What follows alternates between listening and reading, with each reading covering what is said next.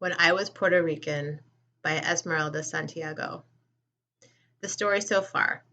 Esmeralda Santiago moved to Brooklyn from Puerto Rico with her mother and several of her brothers and sisters when she was 13, leaving behind her father and life in the country. After being assigned to a class for kids with learning disabilities because she cannot speak English well, she decides that Brooklyn is not the place for her. When her family moves and she changes schools, she's given the chance to write her own ticket. While Francisco was still alive, we had moved to Ellery Street. That meant I had to change schools, so Mommy walked me to PS 33, where I would attend ninth grade. The first week I was there, I was given a series of tests that showed that even though I couldn't speak English very well, I read and wrote at the 10th grade level. So they put me in 9-3 with the smart kids.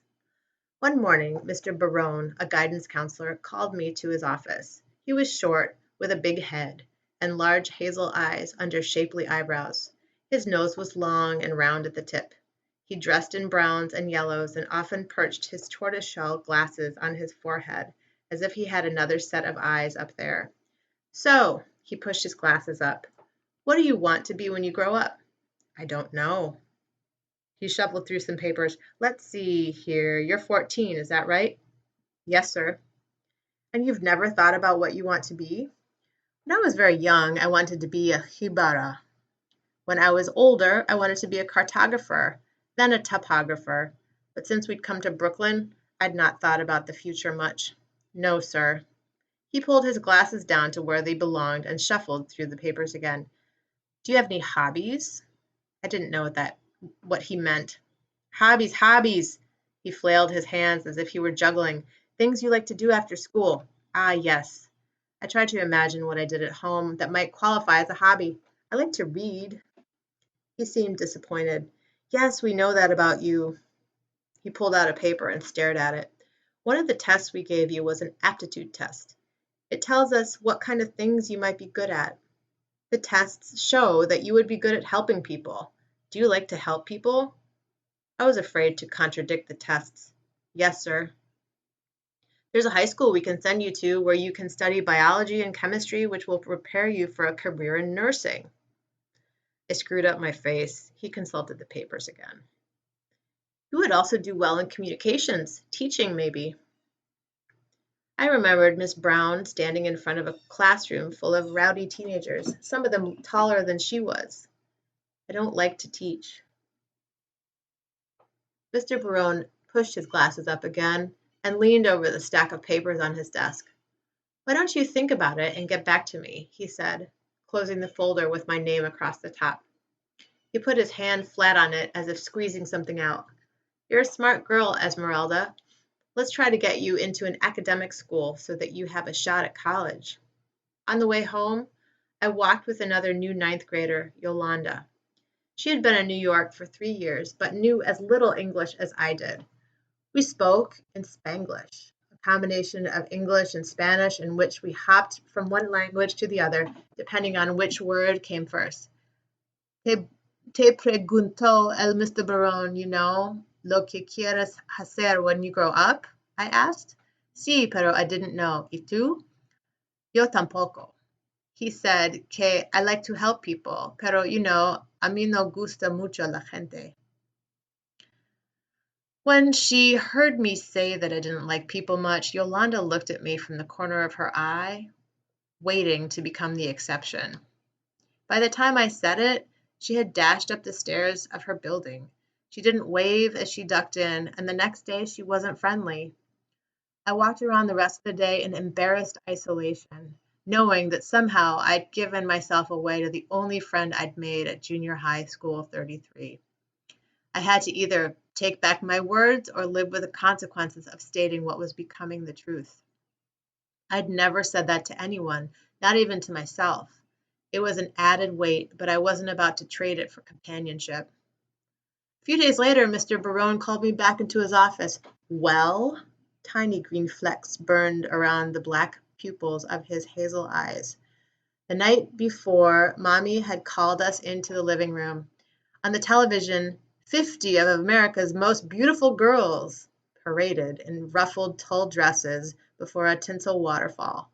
Aren't they lovely? Mommy murmured as the girls, escorted by boys in uniform, floated by the camera, twirled, and disappeared behind a screen to the strains of a waltz and an announcer's dramatic voice calling their names, ages, and states. Mommy sat mesmerized through the whole pageant. "I'd like to be a model," I said to Mr. Barone. He stared at me, pulled his glasses down from his forehead, looked at the papers inside the folder with my name on it, and glared. A model! His voice was gruff, as if he was more comfortable yelling at people than talking to them. "I want to be on television." "Oh, then you want to be an actress," in a tone that said this was only a slight improvement over my first career choice. We stared at one another for a few seconds. He pushed his glasses up to his forehead again and reached for a book on the shelf in back of him. "I only know of one school that trains actresses, but we've never sent them a student from here." Performing arts, the write-up said, was an academic, as opposed to a vocational, public school that trained students wishing to pursue a career in theater, music, and dance.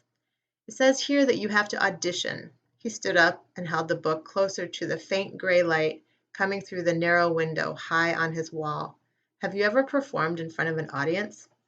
"I was an announcer in my school show in Puerto Rico," I said, "and I recite poetry there, not here." He closed the book and held it against his chest. His right index finger thumped a rhythm on his lower lip. "Let me call them and find out exactly what you need to do. Then we can talk some more." I left his office strangely happy, confident that something good had just happened, not knowing exactly what. I'm not afraid. I'm not afraid. I'm not afraid. Every day I walked home from school repeating these words. The broad streets and sidewalks that had impressed me so on the first day we had arrived had become as familiar as the dirt road from Macun to the highway.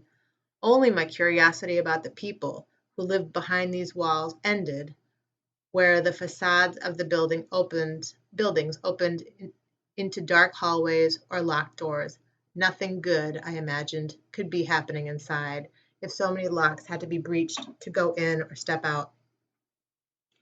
It was on these tense walks home from school that I decided I had to get out of Brooklyn. Mommy had chosen this as our home, and just like every other time we'd moved, I'd had to go along with her because I was a child who had no choice. But I wasn't willing to go along with her on this one. "How can people live like this?" I shrieked once, desperate to run across a field, to feel grass under my feet instead of pavement. "Like what?" Mommy asked, looking around our apartment, the kitchen and living room crisscrossed with sagging lines of drying diapers and bedclothes. "Everyone on top of each other, no room to do anything, no air. Do you want to go back to Macun to live like savages with no electricity, no toilets? At least you could step outside every day without someone trying to kill you." "Ay, Neggy, stop exaggerating." "I hate my life," I yelled. "Then do something about it," she yelled back. Until Mr. Barone showed me the listing for Performance Arts High School, I hadn't known what to do. The auditions are less than a month. You have to learn a monologue, which you will perform in front of a panel. If you do well, and your grades here are good, you might get into the school. Mr. Barone took charge of preparing me for my audition to performing arts. He selected a speech from The Silver Cord, a play by Sidney Howard, first performed in 1926, but whose action took place in a New York drawing room circa 1905. "Mr. Gatty, the English teacher," he said, "will coach you, and Mrs. Johnson will talk to you about what to wear and things like that." I was to play Christina, a young married woman confronting her mother-in-law. I learned the monologue phonetically from Mr. Gatty. It opened with, "You belong to a type that's very common in this country, Mrs. Phelps, a type of self-centered, self-pitying, sun-devouring tigress with unmentionable proclivities suppressed on the side." "We don't have time to study the meaning of every word," Mr. Gatty said. "Just make sure you pronounce every word correctly." Mrs. Johnson, who taught home economics, called me to her office. "Is that how you enter a room?" she asked the minute I came in. "Try again, only this time don't barge in. Step in slowly, head up, back straight, a nice smile on your face. That's it. I took a deep breath and waited. Now sit. No, not like that. Don't just plop down. Float down to the chair with your knees together. She demonstrated, and I copied her. That's better. What do you do with your hands? No, don't hold your chin like that. It's not ladylike. Put your hands on your lap and leave them there. Don't use them so much when you talk. I sat stiff as a cutout while Mrs. Johnson and Mr. Barone asked me questions they thought the panel at Performing Arts would ask. Where are you from? Puerto Rico. No, Mrs. Johnson said. Puerto Rico. Keep your R's soft. Try again. Do you have any hobbies? Mr. Barone asked. Now I knew what to answer. I enjoy dancing and the movies. Why do you want to come to this school? Mrs. Johnson and Mr. Barone had worked on my answer if this question should come up. I would like to study at Performing Arts because of its academic program and so that I may be trained as an actress. Very good, very good. Mr. Barone rubbed his hands together, twinkled his eyes at Mrs. Johnson. I think we have a shot at this. Remember, Mrs. Johnson, when you shop for your audition dress, look for something very simple in dark colors. Mommy bought me a red plaid wool jumper with a crisp white shirt, my first pair of stockings, and penny loafers. The night before, she rolled up my hair in pink curlers that cut into my scalp and made it hard to sleep. For the occasion, I was allowed to wear eye makeup and a little lipstick. You look so grown up, Mommy said, her voice sad but happy as I twirled in front of her and Tata. Toda una señorita, Tata said, her eyes misty. We set out for the audition on an overcast January morning, heavy with the threat of snow. Why couldn't you choose a school close to home? Mommy grumbled as we got on the train to Manhattan. I worried that even if I were accepted, she wouldn't let me go because it was so far from home, 1 hour each way by subway. But in spite of her complaints, she was proud that I was good enough to be considered for such a famous school. And she actually seemed excited that I would be leaving the neighborhood. You'll be exposed to a different class of people, she assured me, and I felt the force of her ambition without knowing exactly what she meant. 3 women sat behind a long table in a classroom where the desks and chairs had been pushed against a wall. As I entered, I held my head up and smiled, and then I floated down to the chair in front of them, clasped my hands on my lap, and smiled some more. Good morning, said the tall one, with hair the color of sand. She was big-boned and solid, with intense blue eyes, a generous mouth, and soothing hands with short fingernails. She was dressed in shades of beige from head to toe, and wore no makeup and no jewelry except for the gold chain that held her glasses just above her full bosom. Her voice was rich, modulated, each word pronounced as if she were inventing it. Next to her sat a very small woman with very high heels. Her cropped hair was poofed out around her face, with bangs brushing the tips of her long false lashes. Her huge dark eyes were thickly lined in black all around, and her small mouth was carefully drawn in and painted cerise. Her suntanned face turned toward me with the innocent curiosity of a lively baby. She was dressed in black, with many gold chains around her neck, big earrings, several bracelets, and large stone rings on the fingers of both hands. The third woman was tall, small-boned, thin but shapely. Her dark hair was pulled flat against her skull into a knot at the back of her head. Her face was all angles and light, with fawn-like dark brown eyes, a straight nose, full lips painted just a shade pinker than their natural color. Silky forest green cuffs peeked out of the sleeves of her burgundy suit. Diamond studs winked from perfect earlobes. I had dreamed of this moment for several weeks. More than anything, I wanted to impress the panel with my talent so that I would be accepted into performing arts and leave Brooklyn every day. And I hoped one day I would never go back. But the moment I faced these 3 impeccably groomed women, I forgot my English and Mrs. Johnson's lessons on how to behave like a lady. In the agony of trying to answer their barely comprehensible questions, I jabbed my hands here and there, forming words with my fingers because the words refused to leave my mouth. "Why don't you let us hear your monologue now?" the woman with the dangling glasses asked softly. I stood up abruptly, and my chair clattered onto its side 2 feet from where I stood. I picked it up, wishing with all my strength that a thunderbolt would strike me dead to ashes on the spot. "It's all right," she said. "Take a deep breath. We know you're nervous." I closed my eyes and breathed deeply, walked to the middle of the room, and began my monologue.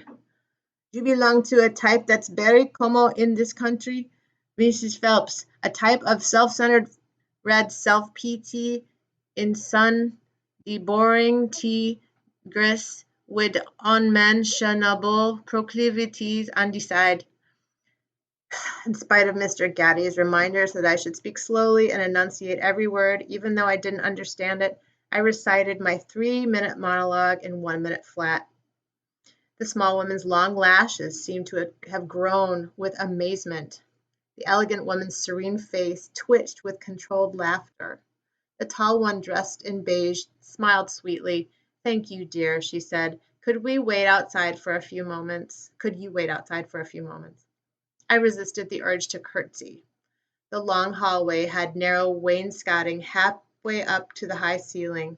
Single bulb lamps hung from long cords, creating yellow puddles of light on the polished brown linoleum tile. A couple of girls my age sat on straight chairs next to their mothers, waiting their turn. They looked up as I came out, and the door shut behind me. Mommy stood up from her chair at the end of the hall. She looked as scared as I felt. "What happened?" "Nothing," I mumbled, afraid that if I began telling her about it, I would break into tears in front of the other people, whose eyes followed me and Mommy as we walked to the exit sign. "I have to wait here a minute." "Did they say anything?" "No, I'm just supposed to wait." We leaned against the wall. Across from us, there was a bulletin board with newspaper clippings about former students.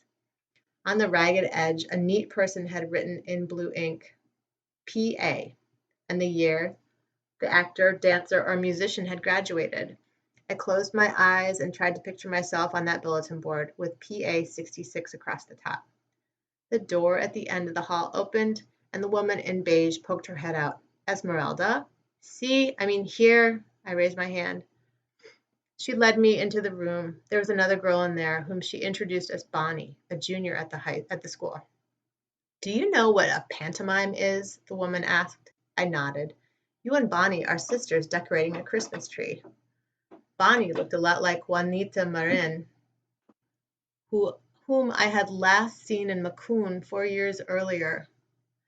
We decided where the invisible Christmas tree would be, and we sat on the floor and pretended we were taking decorations out of boxes and hanging them on the branches. My family had never had a Christmas tree, but I remembered how once I had helped Papi wind colored lights around the eggplant bush that divided our land from Doña Ana's. We stared at the bottom and wound the wire, or we started at the bottom and wound the wire with tiny red bulbs around and around till we ran out. Then Papi plugged another cord to it, and we kept going until the branches hung heavy with light and the bush looked like it was on fire. Before long, I had forgotten where I was, and that the tree didn't exist, and Bonnie was not my sister. She pretended to hand me a very delicate ball, and just before I took it, she made like it fell to the ground and shattered. I was petrified that Mommy would come in and yell at us for breaking her favorite decoration. Just as I began to pick up the tiny fragments of non-existent crystal, a voice broke in. "Thank you." Bonnie got up, smiled, and went out. The elegant woman stretched her hand out for me to shake. "We will notify your school in a few weeks. It was very nice to meet you." I shook hands all around, then backed out of the room in a fog, silent, as if the pantomime had taken my voice and the urge to speak. On the way home, Mommy kept asking what had happened, and I just kept mumbling, "Nothing, nothing happened," ashamed that after all the hours of practice with Mrs. Johnson, Mr. Barone, and Mr. Gaddy, after the expense of new clothes and shoes, After mommy had to take a day off work to take me into Manhattan. After all that, I had failed the audition and would never, ever get out of Brooklyn. What happened next? Esmeralda Santiago was accepted to the High School of Performing Arts despite her worst fears. In the epilogue of When I Was Puerto Rican, it is 13 years later, and Santiago returns to visit performing arts while on a break from Harvard University. One of her favorite teachers who attended her audition told her how funny it had been to see a 14-year-old girl, a Puerto Rican girl, jabbering out a monologue about a possessive mother-in-law at the turn of the century, the words incomprehensible because they went by so fast. She also tells Esmeralda, "We admired the courage it took to stand in front of us and do what you did."